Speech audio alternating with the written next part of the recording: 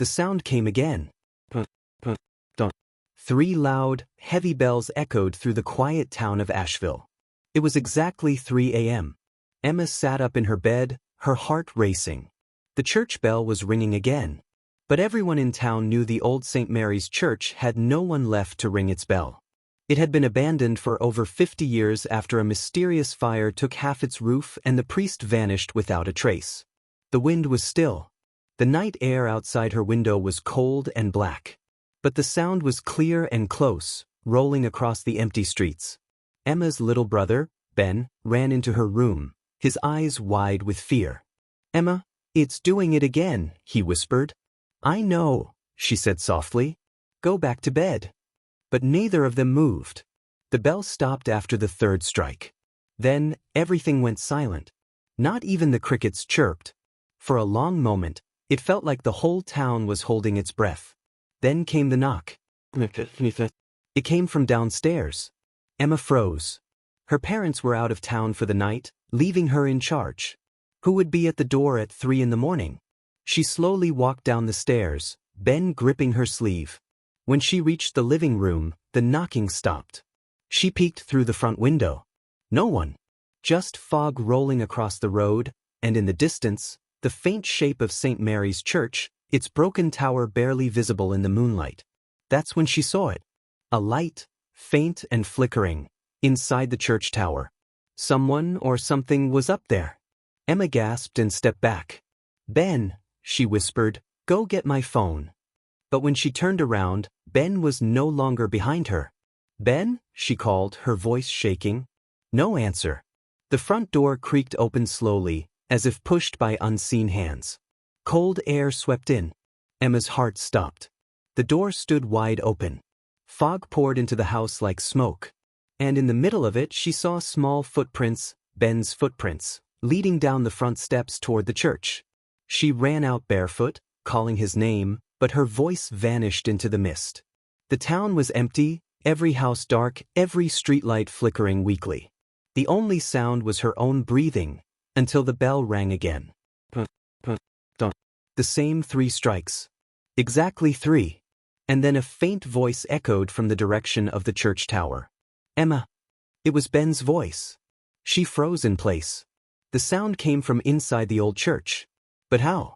He couldn't have reached there so fast. The tower was almost half a mile away. She hesitated, staring into the fog. Every story she'd heard about St. Mary's came flooding back.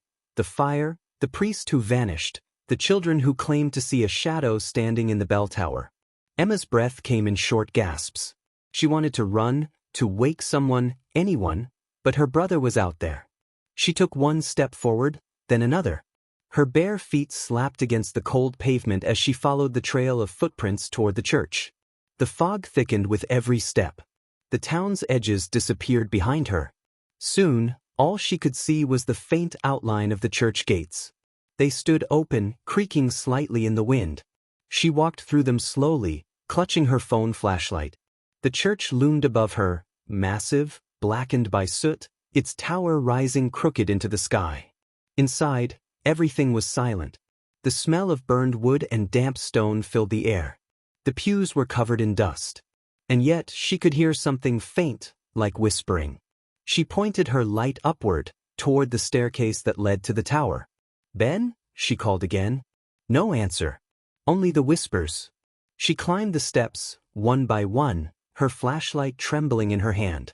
Each creak of the wood sounded louder than her own heartbeat.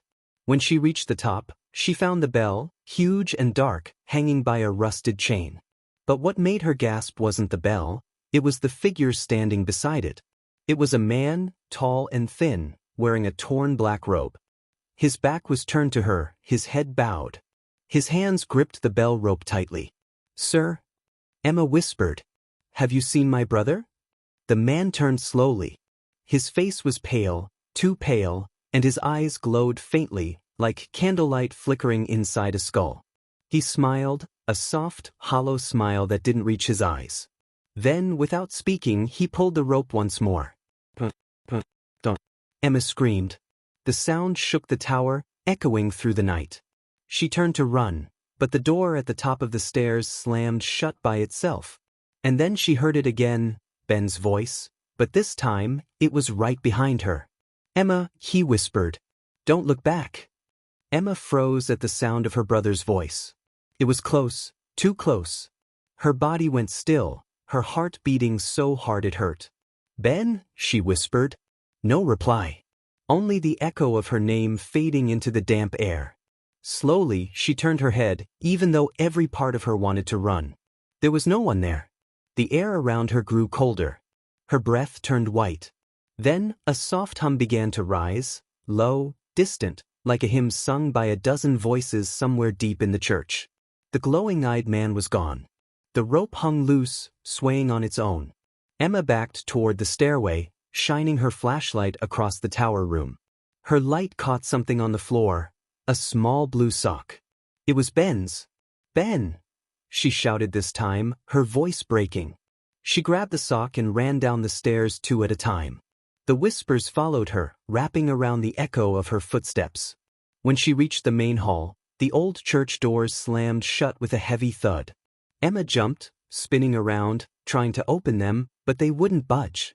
The air was thick, like it was pressing in on her. The fog outside the stained glass windows glowed faintly red. "Ben, answer me," she cried again. Somewhere behind the altar, a small shadow darted past. She ran toward it, tripping over broken pews and fallen books. Her flashlight flickered but stayed on long enough for her to see a movement near the confessional booth. She stopped. The curtain was closed. "Ben?" she asked again, softer this time. The curtain rustled. Someone was inside. Emma slowly stepped closer. Her hand trembled as she reached for the curtain, her fingers brushing the old fabric. Then the voice came, not her brother's. "Forgive me, child," it whispered. Emma stumbled back.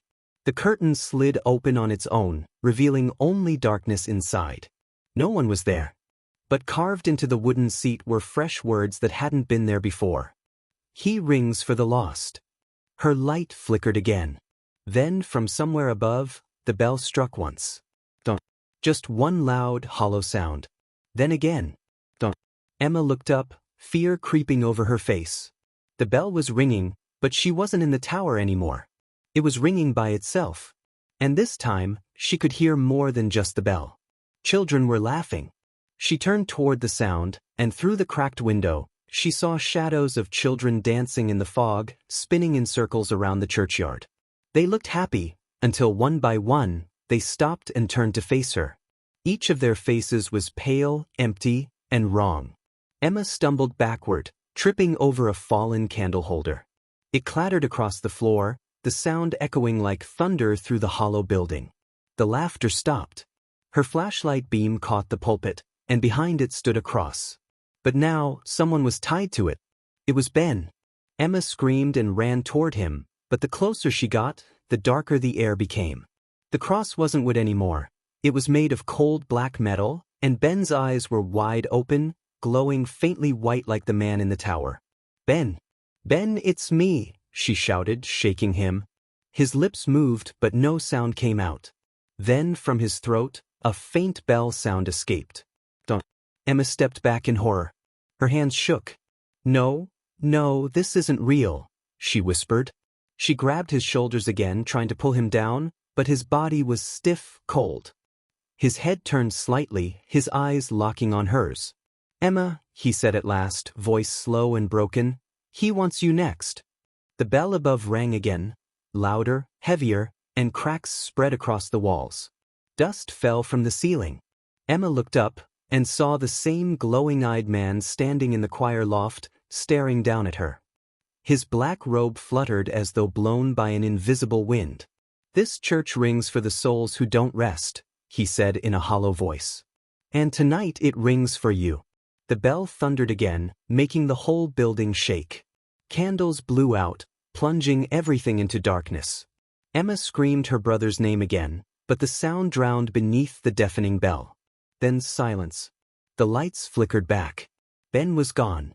The cross stood empty. Emma dropped to her knees, crying. She could still feel the warmth of his hand, but the church was still again, quiet, dead quiet, until she heard the sound of footsteps coming down the stairs from the tower. Slow, steady, heavy footsteps, one at a time. She turned toward the sound, wiping her tears. Someone was descending. The air turned icy. Every breath felt thick. When the footsteps reached the last step, Emma raised her light and gasped. It wasn't the glowing-eyed man this time. It was Ben. But he wasn't moving like her brother. His head tilted to the side, his eyes blank and glowing white. His small hands were black with soot, his shirt scorched. He smiled at her, but it wasn't Ben's smile. Then he said softly, "It's your turn to ring the bell, Emma."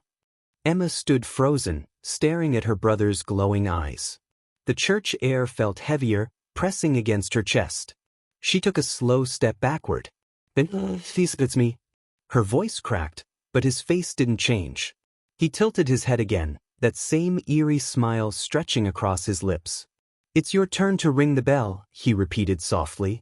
Emma shook her head, tears welling in her eyes. "No, you're scaring me. Stop it." But Ben didn't stop. He began walking toward her, slow and stiff, his shoes scraping against the dusty stone floor. With each step, a faint bell chime echoed around the church, even though the real bell in the tower was still. Emma stumbled backward until her back hit the wall. "Ben, please, wake up," she cried. For a moment he did stop.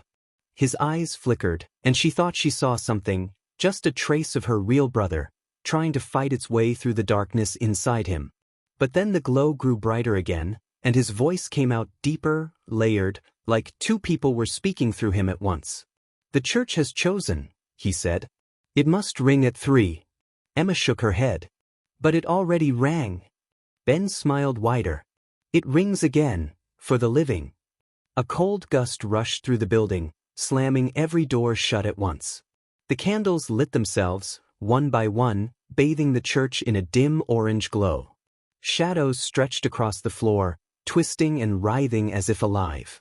Emma darted for the nearest side door, but it refused to open. Her hands trembled as she turned back to face her brother, but he was gone. Silence. Only the faint hum of the bell chain above her head. Then, a whisper brushed past her ear, so close she could feel the breath of it. Her flashlight flickered again, this time revealing the staircase leading up the bell tower, open and waiting. She didn't want to go. Every part of her screamed to run. But her brother was trapped, or worse, and she couldn't leave him. Gritting her teeth, Emma forced herself up the stairs, one creaking step at a time. As she climbed, she noticed something strange. The walls were covered in old photos, dozens of them nailed into the stone. Some were burned around the edges. Others had faces scratched out. But in every picture, one thing was the same: people standing outside St. Mary's Church, and above them, the bell tower, frozen in the moment before it rang. Emma shivered and kept climbing. When she reached the top, the air was freezing cold. Her breath came out in clouds. The bell stood silent now, black and massive. And standing beside it, facing the window, was the man in the torn black robe. He spoke without turning around. "You shouldn't have come back." Emma's flashlight shook in her hand. "Where's my brother?" The man finally turned, his pale face illuminated by moonlight. "He was lost when the fire came. Just like the others." "What do you mean?" Emma asked, her voice trembling. The man stepped closer, the floor creaking beneath his boots. "This church was built to keep the dead quiet. But the bell, it was cursed to wake them. Once it rings at 3, the doors between our world and theirs open. The priest who tried to stop it burned with his church." Emma's heart pounded. "You're the priest, aren't you?" He stopped walking. "I was." Her throat went dry. "Then help me. My brother, he's still out there." The man's hollow eyes softened. "He's not out there anymore, child. He's in the bell now. They all are." Emma shook her head violently. "You're lying." She rushed toward the bell and grabbed the rope, as if pulling